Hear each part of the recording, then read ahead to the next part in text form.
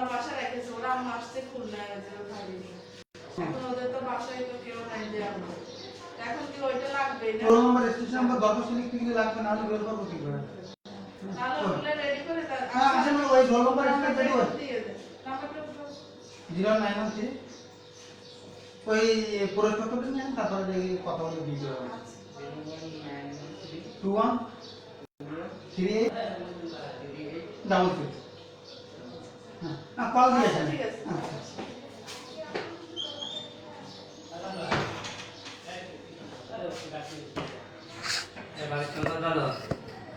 হ্যাঁ চালু করে তো চিল্লাচ্ছে কেন?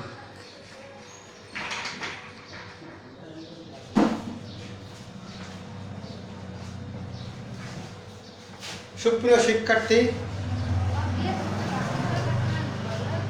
আমাদের এই সেনজিবাস কর্তৃক আয়োজিত অনলাইন ক্লাসে আজ আমি তোমাদের গণিত ক্লাস নেব। গণিত ক্লাস হলো 10 অর্থাৎ যারা এসএসসি পরীক্ষা দিবে, এই যে এসএসসি পরীক্ষার্থীদের জন্য আমাদের এই আয়োজন। এখন এসএসসি পরীক্ষার্থীদের জন্য আমি তোমাদের গণিত ক্লাস নেব। গণিত ক্লাসে আজ তোমাদের আমি দ্বিতীয় অধ্যায় সেট অর্থাৎ তোমাদের একটা সংক্ষিপ্ত সিলেবাস আমাদের দিয়ে দিয়েছে। সংক্ষিপ্ত সিলেবাসটা হলো আমাদের আছে অধ্যায়গুলো আছে 2 অধ্যায়, 3 অধ্যায়, 8 অধ্যায়, 9 অধ্যায় আর আছে 17। যে আমাদের বোর্ড থেকে যেটা সংক্ষিপ্ত সিলেবাস দিচ্ছে সেটা হলো 2, 3, 8, 9 ও 17। আমাদের এই যে সংক্ষিপ্ত সিলেবাস, আমরা এই সংক্ষিপ্ত সিলেবাসের তোমাদের এখান থেকে কিন্তু এই সংক্ষিপ্ত সিলেবাসের তোমাদের এখান থেকে 100 মার্কের প্রশ্ন অর্থাৎ সৃজনশীল হবে হলো 70 এবং বহু নির্বাচনিত হবে 30। টোটাল 100 নম্বরের পরীক্ষা হবে। দেখো আমাদের এখানে পাঠ ছিল, তোমাদের একটু পাঠগুলো বুঝাই দিই। প্রথমে হলো পাঠ আমাদের বীজগণিত ক বিভাগ, সেটা ছিল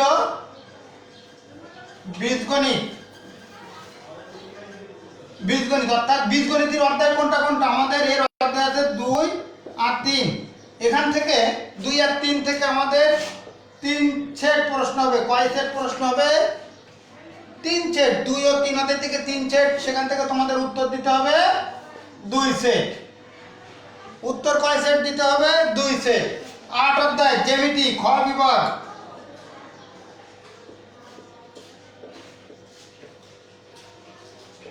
জ্যামিতি সেটা হলো আছে আমাদের 8 অধ্যায়।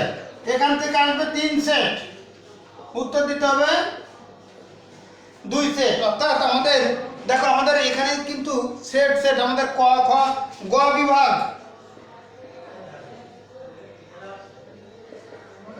ত্রিকোণমিতি,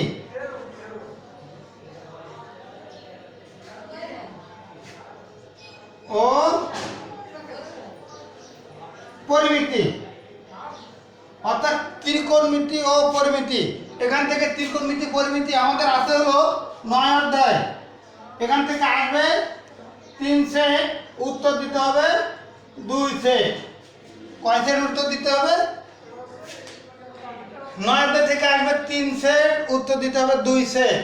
আর আমাদের আছে 17 অধ্যায় অর্থাৎ ঘ বিভাগ। এখানে আছে পরিসংখ্যান, এখান থেকে আসবে 17 অধ্যায়, আসবে 2 সেট, উত্তর দিতে হবে 1 সেট। দেখো তাহলে আমরা একটা জিনিস খেয়াল করো তোমরা, এখান থেকে 2 আর 2 4 5 6 7 এই 7 সেট অর্থাৎ 7 গুণ 10 এই 70 মার্কে তোমাদের সৃজনশীল থাকবে।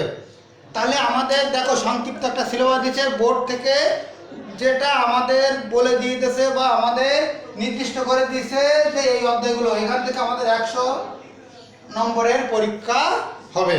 সেই 1 নম্বরের পরীক্ষার মধ্যে তোমাদের আমি একটা সে আলাদা করে দিলাম যে একের ক বিভাগ থেকে কোন কোন অধ্যায়। তাহলে দেখো আমাদের খুব ইজি হয়ে গেল, আমাদের এ প্লাস পাওয়া বা ভালো রেজাল্ট করার জন্য খুব ইজি হয়ে গেল। কারণ আমাদের এখানে আছে 2, 3, এখানে আছে 8 অধ্যায়, এখানে আছে শুধু 9 অধ্যায়, এখানে শুধু 17 অধ্যায়। দেখো আমাদের আগে অনেক অধ্যায় ছিল, সেটা আমাদের এই করোনা কালীন মহামারীর কারণে আমাদের এই অধ্যায়গুলো আমাদের শর্ট সিলেবাস আকারে আমাদের সেই সিলেবাসটা দিয়ে দিতেছে। এই শর্ট সিলেবাসে আমরা তোমাদের এখন অঙ্ক করাবো। এখন আমি তোমাদের এই শর্ট সিলেবাসের ভিতরে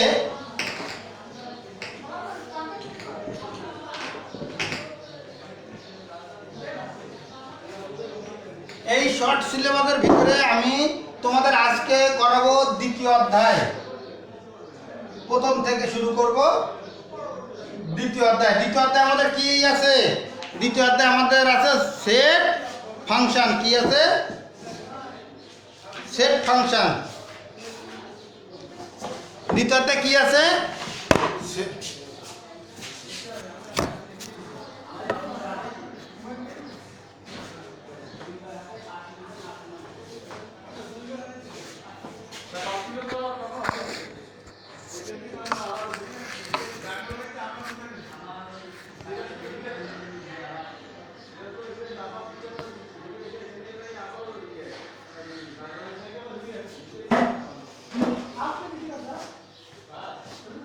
একটু সমস্যার কারণে তোমাদের আমাদের দ্বিতীয় অধ্যায় আছে সেট ও ফাংশন, অর্থাৎ সেট ও ফাংশন। আমাদের সেট ফাংশনের ভিতরে আমাদের কিছু জিনিস আমাদের বুঝতে হবে। সেটা কি? আমাদের সেট ফাংশনে সেটের কিছু অঙ্ক তোমাদের এখানে আছে, সেই অঙ্কগুলো আমাদের করতে হবে এবং সৃজনশীল তোমাদের করবো। তা আমি কিছু সামান্য বেসিক জিনিস নিয়ে, তোমরা অনেকদিন তো বসে আছো, অনেকে পড়ালেখা করছো না, আমি কিছু বেসিক জিনিস তোমাদের বলি, খেয়াল করো। সেট ফাংশনের ভিতরে সেটকে আমরা দুইটা পদ্ধতিতে প্রকাশ করতে পারি, একটা গঠন পদ্ধতি আর একটা কি তালিকা পদ্ধতি। সেট প্রকাশের পদ্ধতি দুইটি, এক হলো গঠন আর দুই হলো তালিকা। গঠন আর তালিকা পদ্ধতি কি? গঠন আর তালিকা পদ্ধতি দুইটা চিনতে হবে। যেমন আমি যদি লিখি 2, 4, 6, 8, 10, এই যে 2, 4, 6, 8, 10 লিখছি, এই যে সংখ্যাগুলো লিখছি, ওখানে লিখলাম, সরি ও জায়গায় না লিখে এইখানে লিখি 2, 4, 6, 8, 10। এই যে জিনিসটা লিখলাম, এই 2, 4, 6, 8, 10, এগুলো কি লিখলাম? এগুলো কিন্তু আমরা লিখলাম একটা, এই যে আলাদা আলাদা ভাবে লিখে সেটা জন্য এইটাকে বোঝাবে তালিকা, আর এইটাকে যদি আমরা একটু যদি ভাষায় লিখি জোড় সংখ্যা। কি সংখ্যা? জোড়। এইরকম যেগুলো জোড় সংখ্যা, অর্থাৎ যেগুলো আমাদেরকে এরকম বলে দিয়ে দেবে, কোনো কিছু বলে দিয়ে দেবে, তখন আমরা সেইটাকে বলবো তালিকা পদ্ধতি। ঠিক আছে? গঠন পদ্ধতি এরকম বলে দেওয়া। দেখো তাহলে একটা লিখি, আমাদের অনেক সময় এগুলো আসে। আমরা কি লিখবো? যে আমরা লিখবো মনে করো একটা সেট। কি আছে? ইকুয়াল x আর দ্যাট x, x আর দ্যাট x কি? x, 28 এর গুণনীয়ক। আর কি? 28 এর গুণনীয়ক। তাহলে 28 এর আমাদের 28 এর গুণনীয়কগুলো আমাদের লিখতে হবে। এই যেটা বলে দিচ্ছি, এইটা হলো গঠন পদ্ধতি। এটা কি? গঠন পদ্ধতি। এইটা হলো আমাদের গঠন পদ্ধতি। এইটাকে আমাদের তালিকা পদ্ধতি লিখতে হবে। আমাদের কিন্তু এটা ভেরি ভেরি ইম্পর্টেন্ট, কারণ আমাদের গঠন পদ্ধতি আসলে আমরা তালিকা পদ্ধতি লিখতে পারি না। ঠিক আছে? তাহলে আমরা কি করবো? এই যে গঠন পদ্ধতি দিলাম, এটা তালিকা, গুণনীয়ক আর গুণিতক। দেখো তোমরা একটু খেয়াল করো, আমরা দুটো জিনিস প্রায় সবাই ভুল করি। সেটা হলো, একটা হলো গুণিতক আর একটা হলো গুণনীয়ক। গুণিতকটা কি? গুণিতক বলতে মনে করো 7 এর গুণিতক, 6 এর গুণিতক, অর্থাৎ 7 কে 7, 7 দুনো 14, 300 থেকে এই যে 7 এর ঘরের যে নামতাগুলো আছে, 7কে গুণ করে যেগুলো পাওয়া যাবে সেটা হলো গুণিতক, অর্থাৎ নামতা। আর গুণনীয়ক হলো 28 এর গুণনীয়ক। 28কে আমরা কি করবো? এইরকম ভাবে লিখবো 2, 14 দুনো 28, 2, 7, অর্থাৎ 28 কে আমরা কি লিখতে পারি? তাহলে 28 ইকুয়াল টু 1 গুণ 28, 2 গুণ 40, তারপর হলো কত?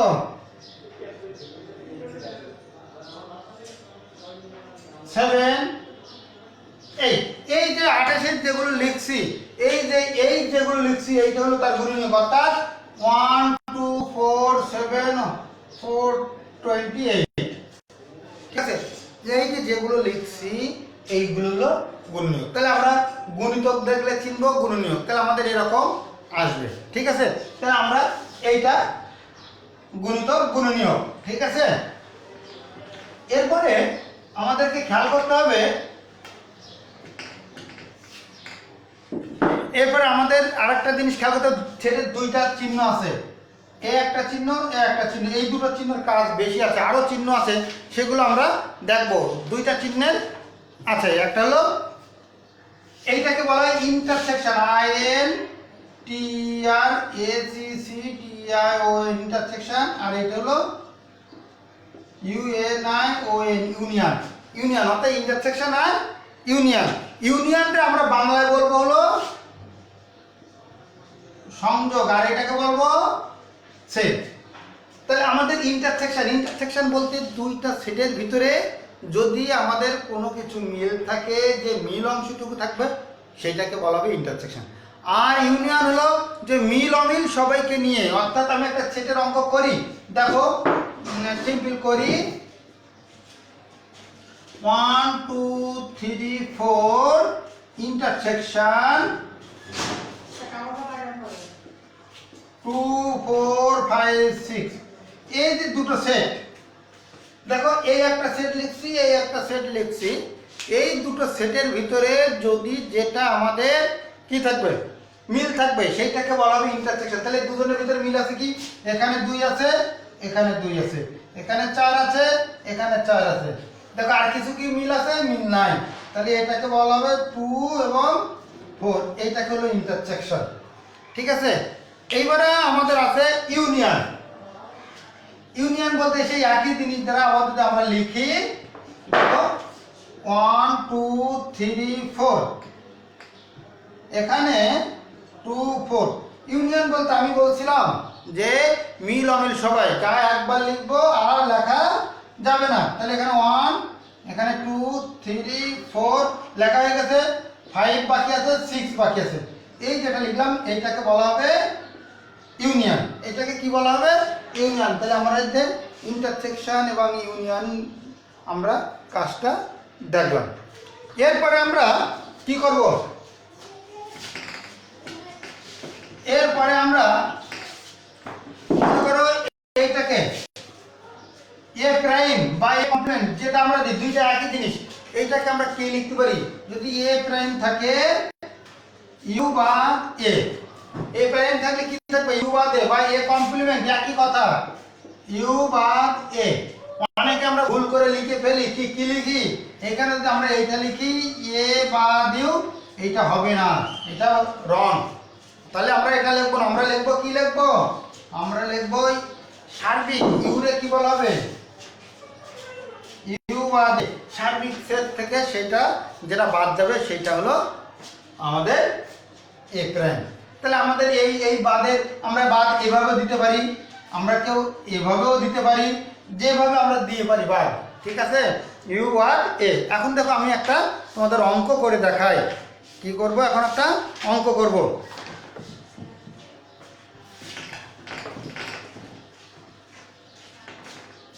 ধরো